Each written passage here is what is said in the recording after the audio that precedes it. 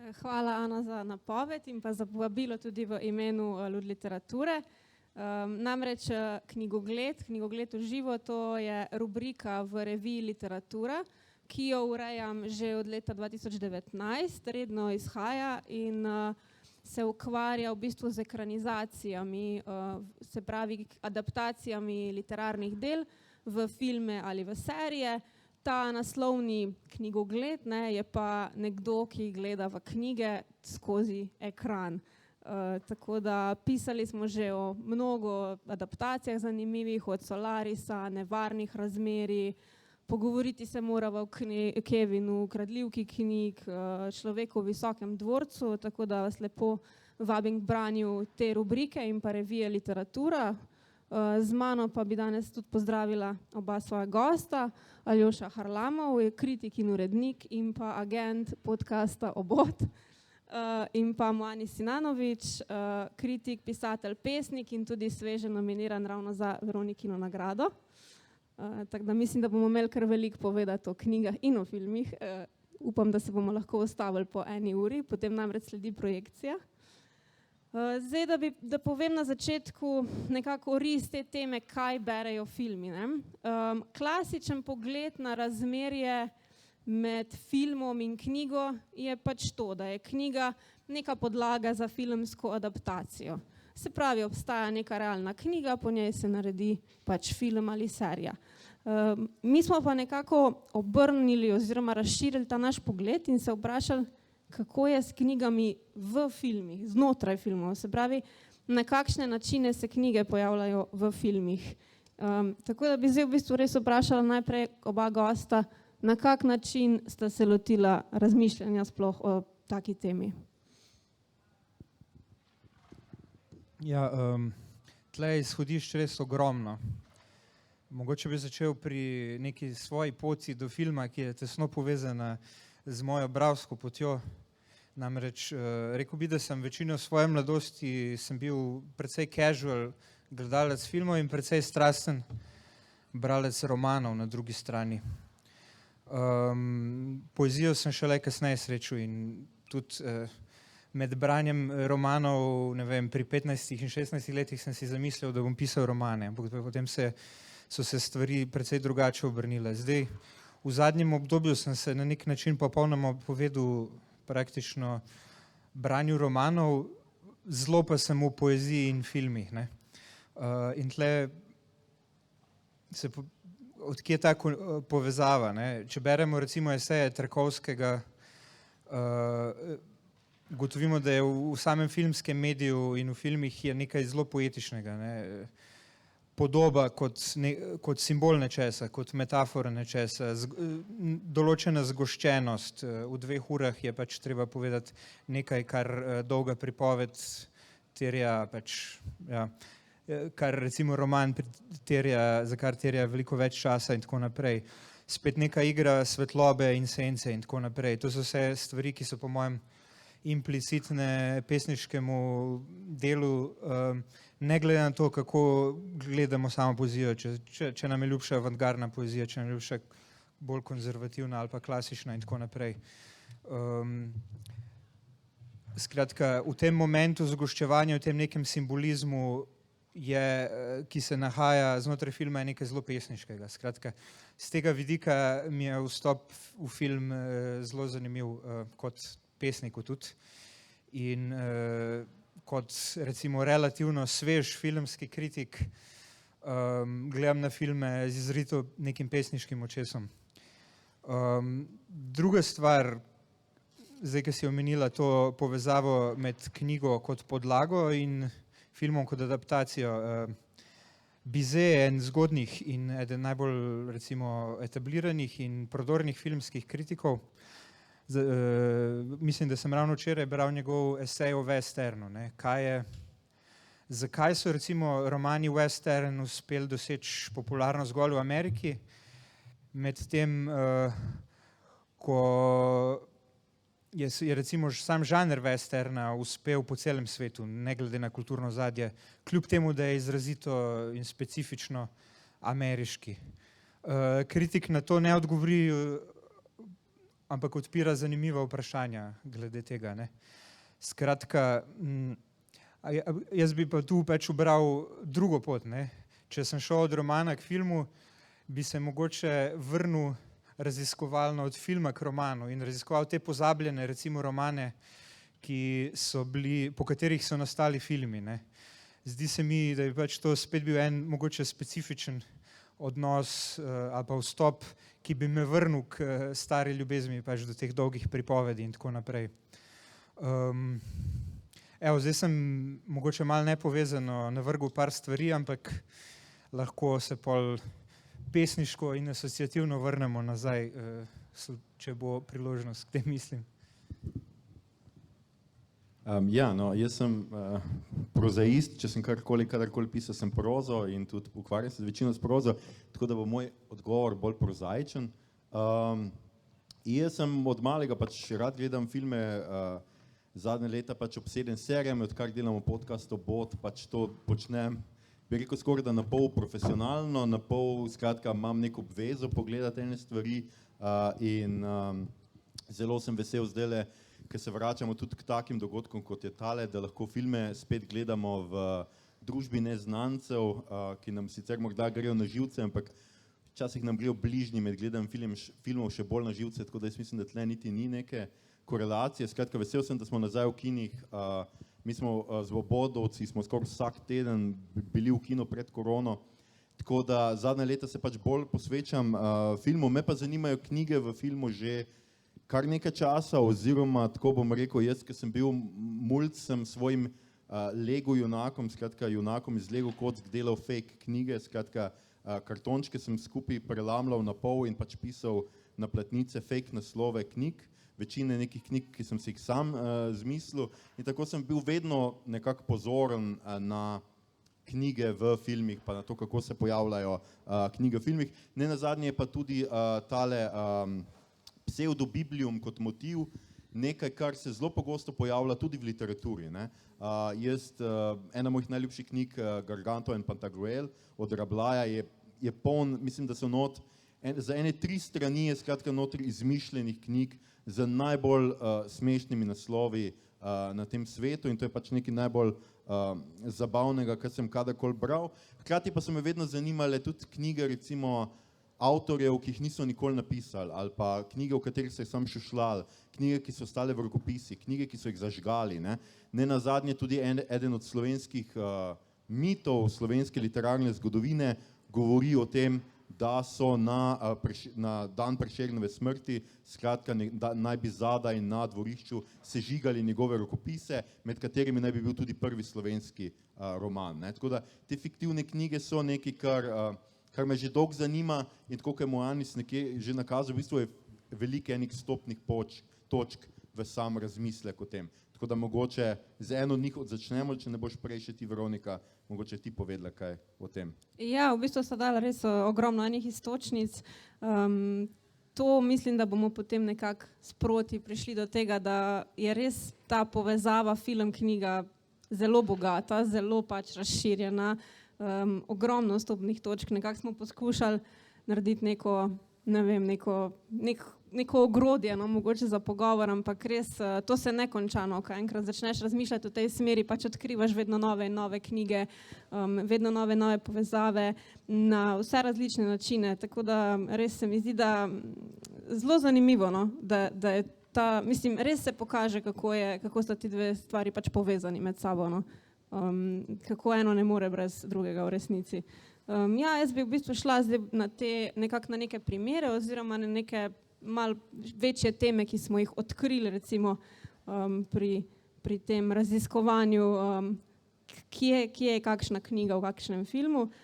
Se mi zdi, da ta najbolj klasična nekako tema, ki pride na pamet, pač ko se o tem pogovarjaš, je vedno knjiga oziroma branje kot neka tematika filma, ne. Se pravi, je nek film in se pojavi pač ali branje ali reševanje knjig, recimo, ne vem, jaz sem se spomnila te Kradljivke knjig, ne, tam ima že v naslovu zelo nezgrešljivo, se pravi, da pač ona rešuje knjige in skozi to se potem skozi to ta njen boj v bistvu za svobodo, ne, za vse to, kar ona pač naredi in rešuje knjige in tudi tega, ki ga imajo tam skritega človeka, pač nekako se poveže to, ne, znanje, svoboda, iskanje, vse to.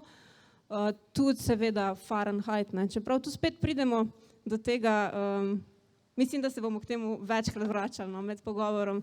Mi smo sicer poskušali iskati res samo filme z izvirnimi scenariji, ki bi pač imeli knjige, ampak ne moreš se izogniti temu, da ugotoviš, da je ogromno adaptacij, pač da je ogromno knjig, mislim, ogromno filmov, v katerih so knjige, so tudi po knjigah, ne. Se pravi, smo skozi v eni tej lepi zanki, no. Ampak ja, Fahrenheit spet, ne, zažiganje režimsko knjig in potem nekdo, ki se upre in to rešuje in spet ta pot k svobodi. Potem ta Book of Eli, če je kdo gledal, ki v bistvu on rešuje sam, ne, to knjigo in se potem izkaže, pač, da je on ta knjiga oziroma da on ima v spominu kot neke vrste Biblijo oziroma neko tako zelo pomembno knjigo. Potem pač tudi, ne vem, imamo kaj v serijah včasih, recimo, mislim, da najbolj znana bralka bi bila Rory iz Midve z mamo. Mislim, da se celo na netu seznami lahko preverite, koliko njenih knjig ste prebrali, koliko vam jih še manjka mogoče.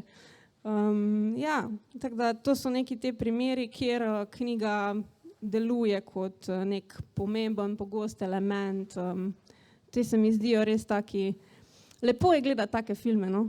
Kot bralec se mi zdi, da sploh te tako pobožajo in te spomnejo pač na to, kako super je brati. Kako imate še vidva tu pri tej točki mogoče. Se vam je všeč, no, to gledati recimo take filme ali pa o tem, kako se vam zdi ta točka. Gremo v ritmu pol naprej. Ja, meni je bilo fascinantno, na koliko različnih načinov se knjiga po svoje pojavlja znotraj filma in kakšno ideološko ozadje recimo tega. Fahrenheit se mi zdi film, ta recimo iz leta 66, ki sem ga gledal, se mi zdi super posnet film in mi je na nek način celo boljši kot sama knjižna vsebina, ki je vanj prenesena. Zdi se mi, da zgodba Fahrenheita in recimo Imena rože, ki je noter, nosi pač neko zmotno prepričanje, da je knjige kot pač svetinje, ne. To je pač razsvetljenstvo po svoje podedovalo po pač ljudstvih knjige, ne, se pravi po krščanstvu, islamu in judaizmu. Ampak je po svoje vzpostavlja kult knjige kot take, ne, kult medija kot knjige, kar se po svoje pozna tudi v določenem fetišiziranju te oblike, ne. Imamo danes to, pogosto slišimo, ne, kako se ljudje ne morejo navaditi na PDF-e ali pa na bralnike in tako naprej, ker jim je ta predmet tako blizu, ne. In v skladu s tem fetišem je tudi to, da je knjiga objekt, ki je zelo lahko gorljiv, ne. Skratka je nekaj, kar je oprijemljivo in kar je izmuzljivo obenem in kar je obenem lahko uničljivo in tako naprej. No, ampak če gremo konkretno k stvarem,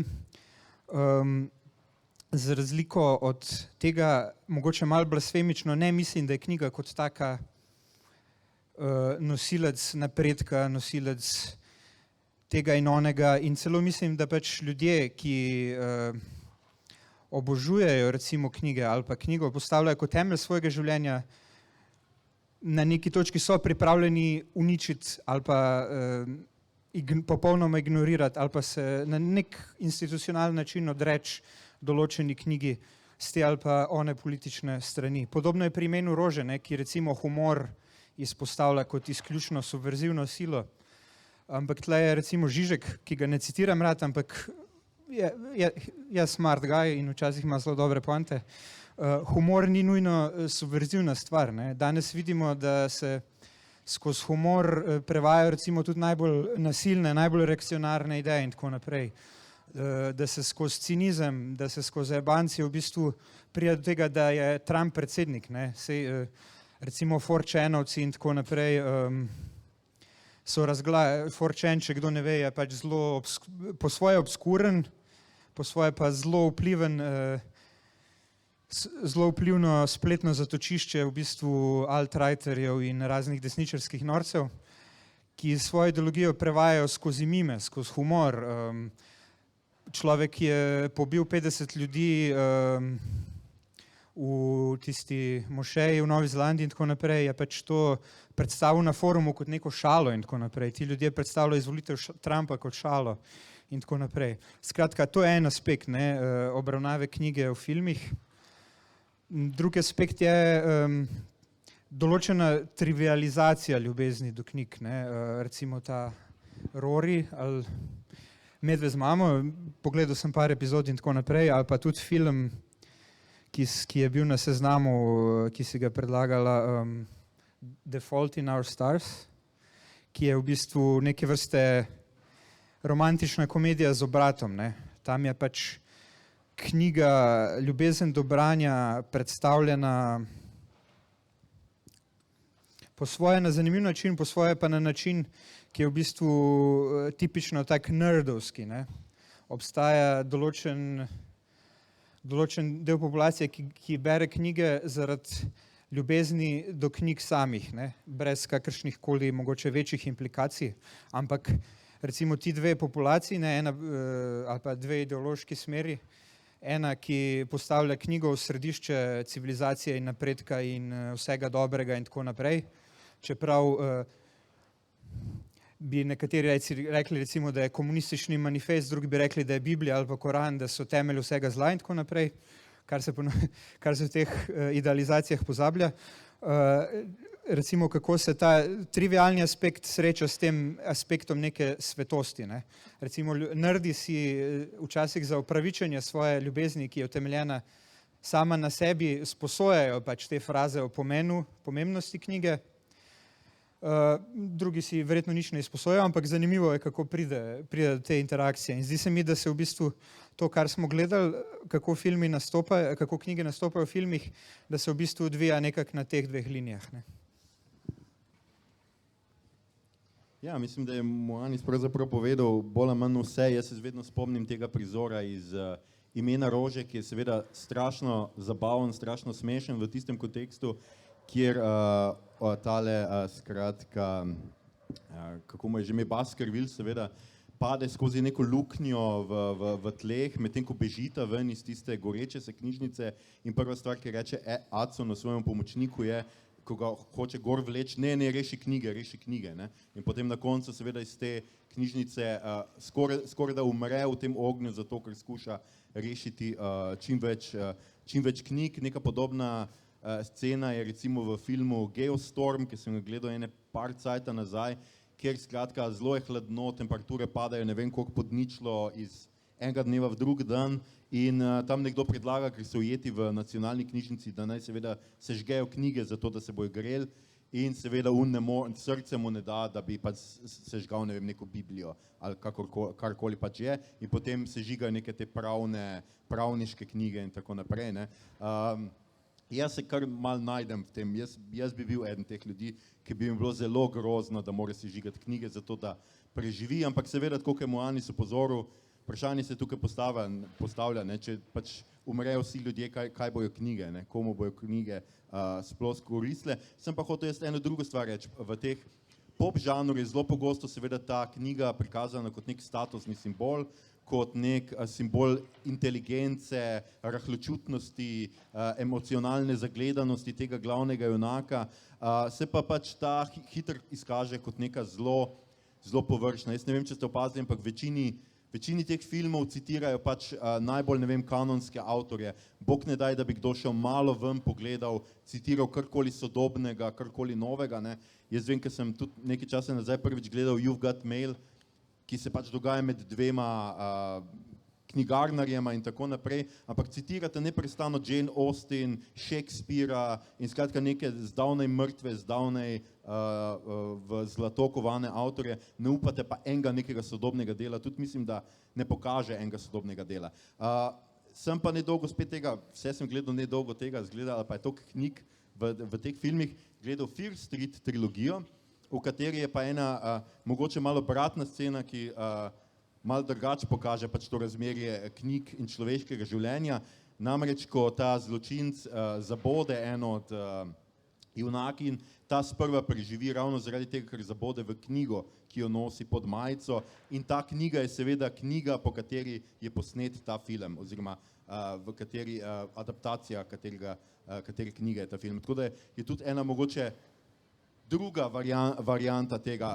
Še ena taka stvar, ki je mogoče ne smemo pozabiti in ki se zadnje čase zelo pogosto pojavlja, so pa cameo-ti, skratka, kako bi slovensko to poimenovali, skratka neka pojavitev neke slavne osebe v nekem filmu, ponavadi je ta slavna oseba nekako povezana s tem filmom ali s to zgodbo, Stan Lee v vseh Marvelovih filmih, ampak jaz sem imel konkretno bolj v mislih Stephena Kinga v drugem poglavju Tistega oziroma Ita, kjer King igra nekega starinarja skratka v neki starinarnici in kjer skratka ta glavni junak, ki je pisatelj, nekako bomo rekli po njegovem vzoru, pisatelj grozljivk, vidi, da bere njegovo knjigo in ga vpraša, kako mu je všeč, in King reče, ja, v redu, samo konci so za nič, ne? Kar je seveda meta komentar na to, da tudi jaz sem med temi bralci, ki meni, da King vedno ima velike težave s konci. No?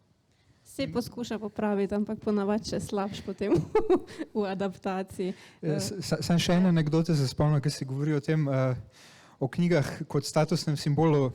Nedavno sem slišal od enega človeka, ki je bil urednik pri Studiu Humanitatis in mislim, da se tudi s filmom ukvarja.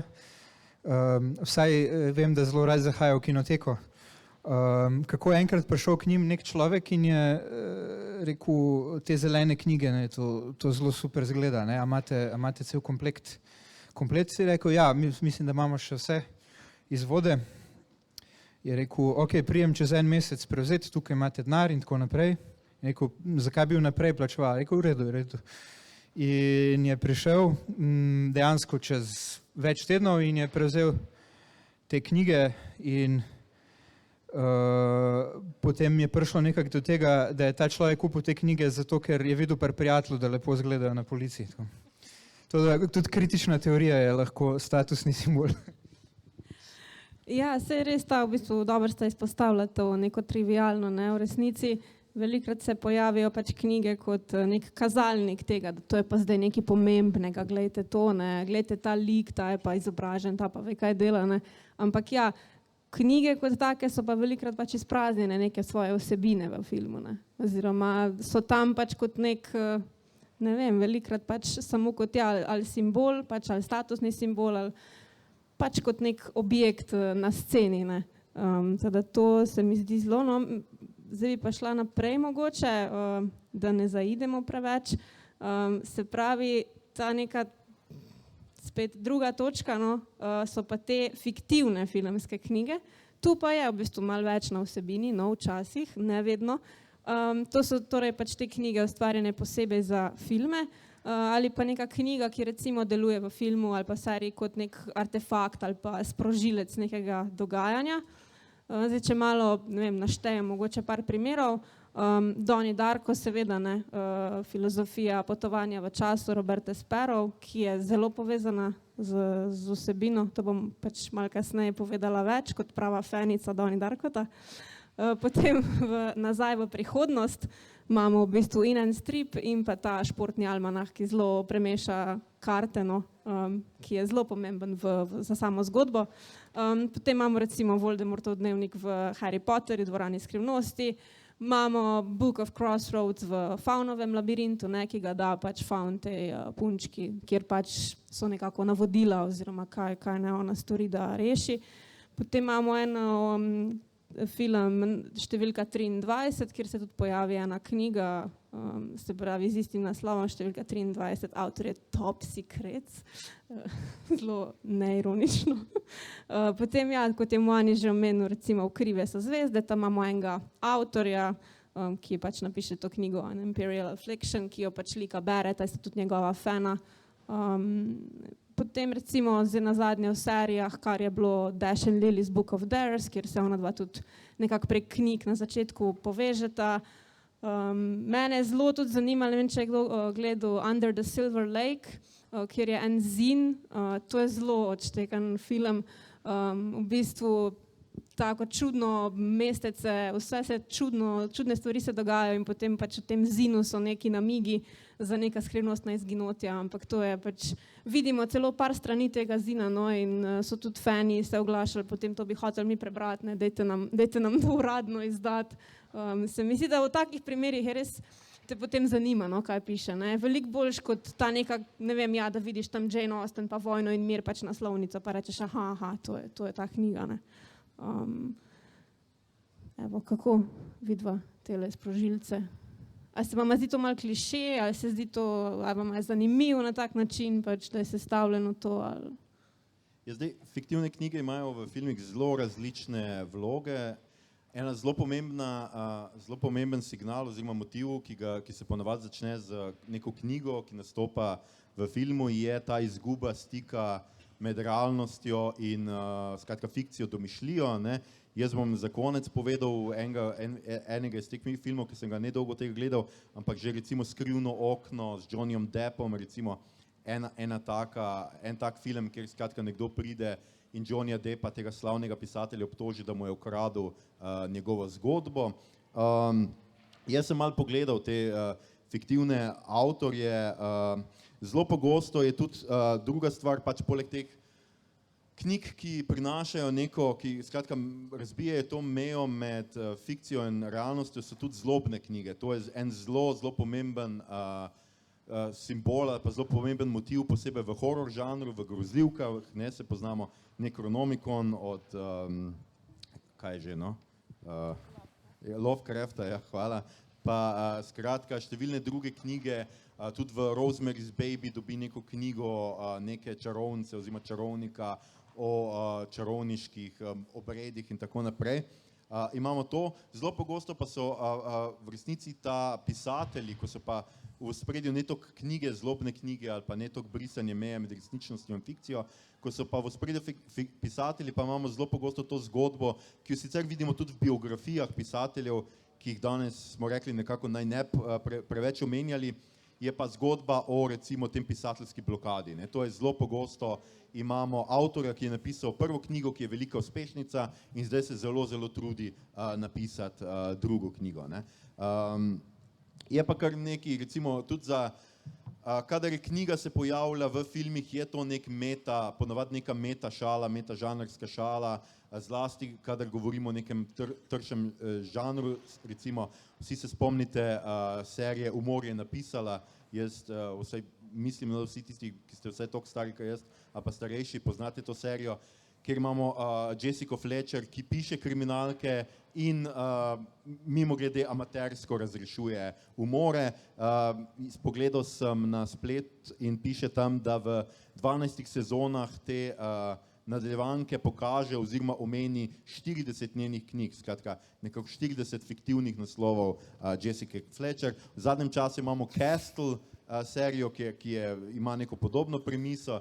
Meni ni bila kaj dosti všeč, pogledal sem, mislim, da toč 2 dela in me ni kaj dosti zanimala. Potem imamo Hanka Moodyja iz Californicationa kot velikega pisatelja, ki sicer naslove more krasti albumov od Slayerov, tako da ne vem, če je ravno najbolj brihten pisatelj na tem svetu. Pa Carrie Bradshaw v Sex and the City, kjer imamo točno to, kar smo prej govorili, ne. To je ena taka znamenita serija, ki veliko da na izgled, na videz in seveda tudi tukaj Carrie Bradshaw ne zanima toliko o tem, kako kvalitetna je njena knjiga, ampak predvsem, kako jo bodo hvalili, kako bo sprejeta pri kritikih, kaj se bo pravzaprav tukaj z njo dogajalo. Meni je ena ljubših pojavitev pisatelja ali pa v seriji je pa Noah Soloway v The Affair, kjer on napiše roman po naslovu Descent, ki je pravzaprav prva sezona te serije postavljena v zgodbo, on skratka da druga imena, malo spremeni zgodbo, ampak naj bi bilo to tehnično to, zaradi česar pa seveda zapade v neke velike težave, ker seveda žena ni navdušena na to knjigo, ljubica ni navdušena na to knjigo, nihče ni navdušen nad knjigo, on pa dobi, pač preko te knjige pride do velike slave, ne.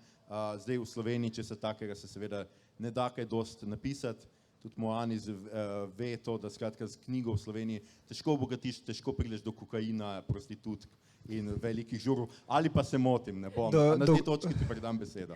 Do kokaina se še da priti, zato ker te drugi častijo, ker si kao, to je njihova oblika mecenstva. Malo se hecam. Sam malo se hecam. Deloma pa res. Ja, Aljoša je zdaj v bistvu združil nekako na obe te točki, se pravi lik pisatelja, pisateljice, fiktivne in pa pač fiktivne filmske knjige, ampak ja, se to je v bistvu nekako zelo povezano. Meni je res zanimiva ta fascinacija s temi pisatelji, pač s tem likom pisatelja. No, mogoče zato, ker se ljudem, ne vem, tudi zdi, da morajo nekaj skrivnostnega početi, ali kaj so drugi službe, ne vem kaj.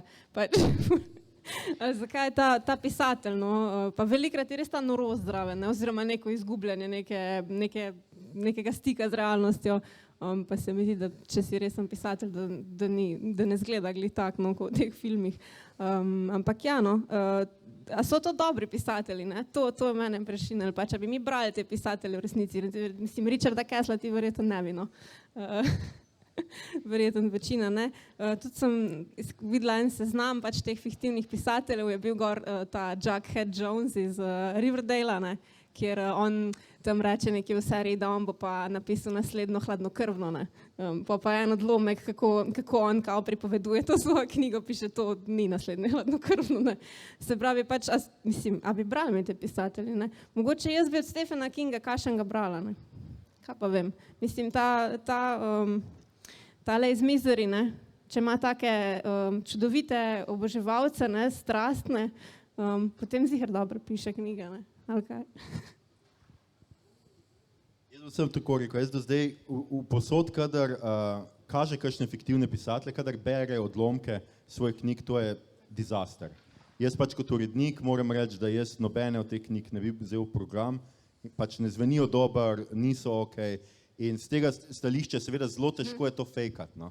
Meni se pa zdi, recimo, se načeloma strinjam, ampak poezija v Pattersonu se mi zdi dejansko dobra poezija. In bi jo bral. Ja. Kar je mogoče povezano s tem tudi, da je, ne vem, kdo je to pisal, mislim, da sem nekoč šel čekirati, ampak sem pozabil to informacijo. Ampak Jarmusch je v srednji šoli oziroma na koledžu tudi pisal poezijo in bil urednik literarnega časopisa, kar je še ena povezava. Tudi recimo, če smo pri Tarkovskem, njegov oče je bil znan pesnik in Abbas Kiarostami, on je tudi pisal poezijo in tako naprej. Tako da mogoče poezija v filmih izpade boljše kot proza. Ampak če se navežem na prejšnjo temo še malo, meni se zdi, da knjiga v filmu najboljše izpade takrat, kadar ni nek objekt obravnave ali pa kadar ni kot taka tematizirana z neke distance, ampak kadar je na nek način poustvarjena njihova performativnost, kadar je poustvarjen učinek knjige v življenju. To je recimo Donnie Darko je tle odličen primer, ne? Kjer se vidi pač, da ta knjiga na nek način sooblikuje njegovo življenje in je upletena v njegovo realnost in z njegovo zavestjo in tako naprej.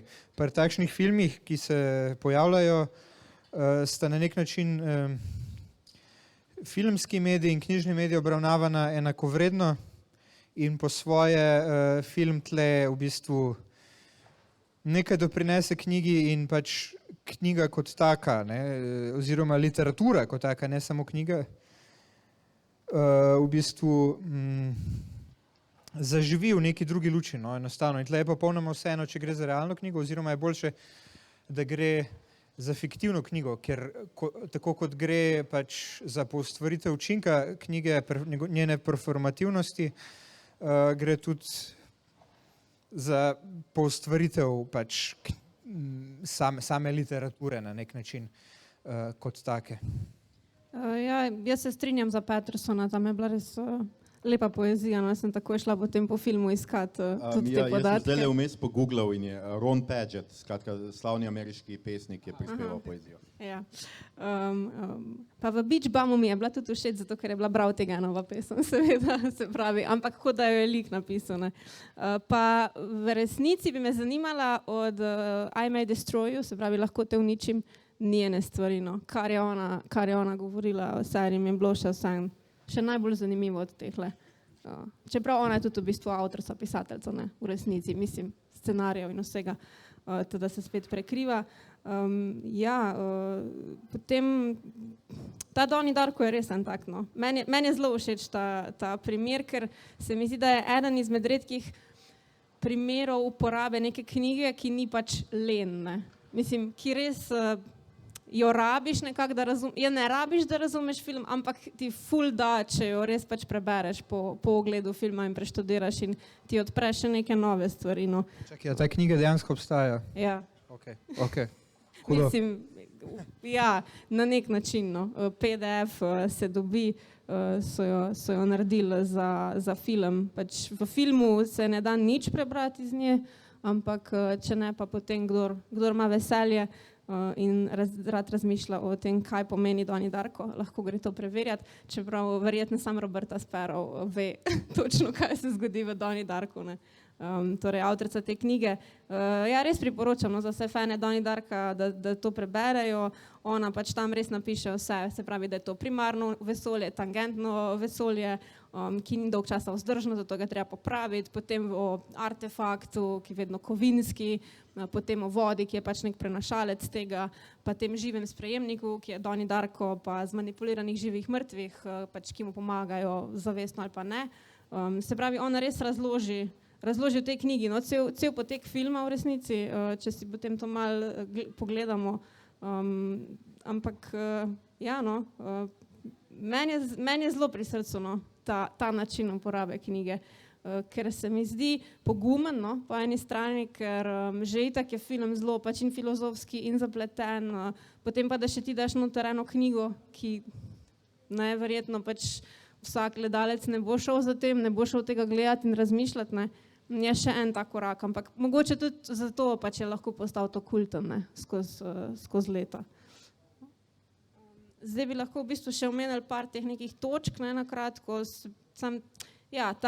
imamo še potem knjigo kot nek okvir za zgodbo, ne, oziroma kot nekdo, ki piše knjigo ali bere knjigo v filmu in potem se ta film dogaja, ne, pač to je zelo pogosto v fantazijskih filmih ali pa v kakšnih recimo poskusih aktualizacije kakšnih klasik, ne vem, Moby Dicka recimo, se spomnim, da on potem, ko piše recimo knjigo pa v filmu, ne, ampak to so meni zelo taki neki okviri, no, tu se mi zdi, da nimamo, da ni toliko fascinantno, no, o tem govoriti.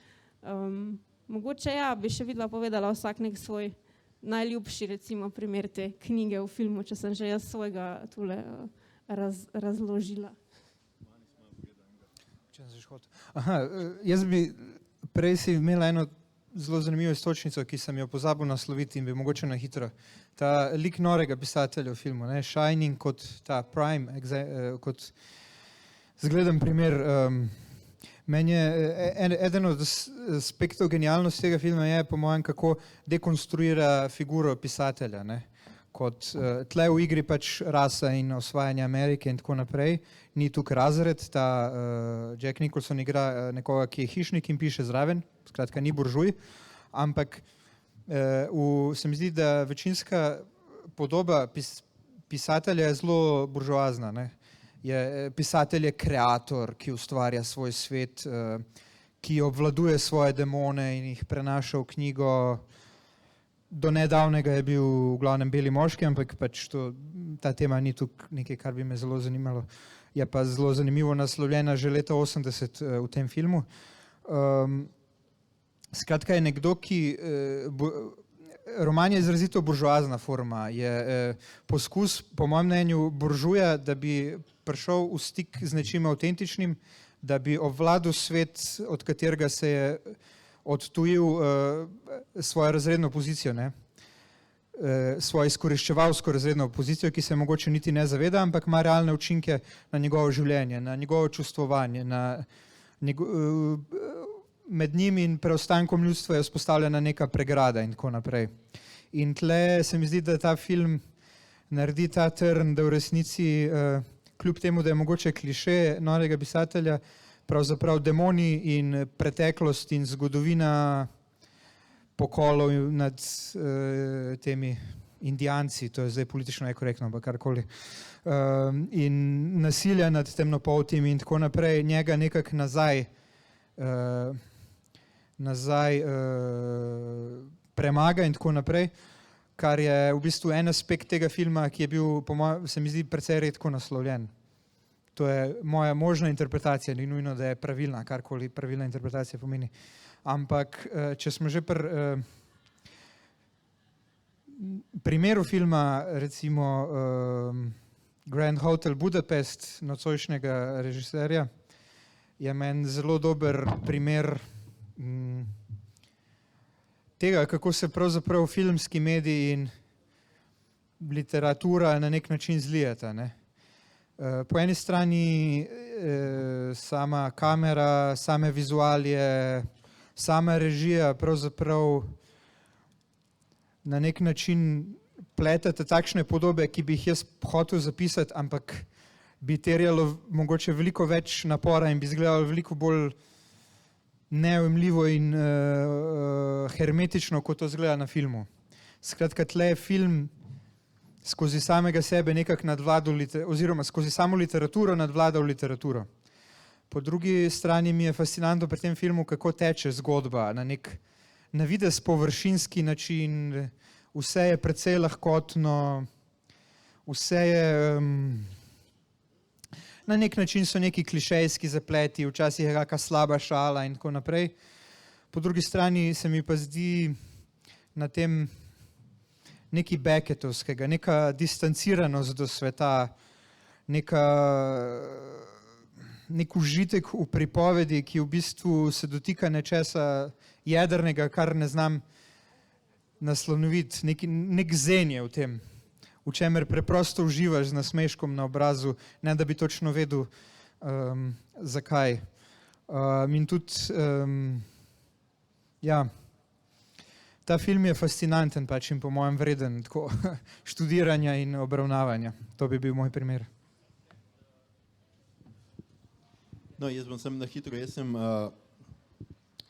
3 dni nazaj pogledal In the Mouth of Madness, to je John Carpenter iz leta 1994, film, ki me v bistvu sem ga na večini teh lestvic našel, lestvic fiktivnih pisateljev, ko sem se pripravljal za ta pogovor in sem rekel, ok, bom jaz to pogledal in je nekako, bi rekel, nadaljevanje ali pa stopnjevanje tega primera, ki ga je Moanis zdaj povedal, skratka, šajnanja oziroma šajninga.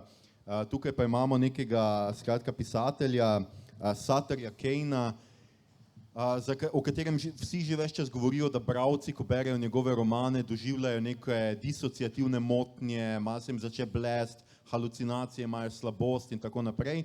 No, skratka, zdaj pa je med pisanjem novega rokopisa izginil in pošljajo nad njim nekega zavarovalniškega agenta oziroma nekega agenta, ki preverja zavarovalniške goljufije, da ga skratka tega avtorja najde. In že zelo hitro ta avtor naleti na literarnega agenta tega avtorja, ki prebere samo, mislim, da eno poglavje tega rokopisa in se mu že zmeša in že s sekiro hoče ubiti skratka tega junaka, ki sedi. Potem sledi kar nekaj zelo lepih takih oniričnih scen prehajanja med realnostjo in fikcijo, ampak skratka poanta tega filma je, da je ta pisatelj nekako v stiku z neko pošastno dimenzijo za njim, ki mu narekuje te njegove zgodbe in zdaj roman, ki ga zdaj piše, se uresničuje pred našimi očmi in ta roman je roman konca sveta, tega, da vsi zapademo v morilski bes, ki preberemo kakšno od njegovih knjig, ter skratka, da se bo odprlo neko ustje pekla, iz katerega bojo prišli neke pošasti in nas potamanile. To bi bil v kratkem obnova nič. Če sem vam to povedal, vam nisem nič povedal o filmu. To je film, ki vam tako res ne pusti dihati. Vsakih 5 minut je nov nek mehanizem groze in gravža in ga iz tega vidika zelo fascinantno gledati, čeprav je iz tega vidika tudi strašno dolgočasen čez nekaj minut rata. No, skratka, ni se ravno najboljš postaral, bom rekel, ampak jaz sem velik fan Sama Neila in bi ga gledal tudi že samo zaradi tega, tako da vseeno malo mičkeno pa ga priporočam za vse tiste, ki ste recimo fani Carpenterja ali pa recimo nekih bolj pogrošnih grozljivk. Super, no se počasno nam zmanjkuje časa, tako sem pričakovala, da nam bo ob vseh teh primerih in knjigah in filmih in vsem. Tako da bi povabila publiko, če ima kakšno vprašanje za nas, da naj se oglasi.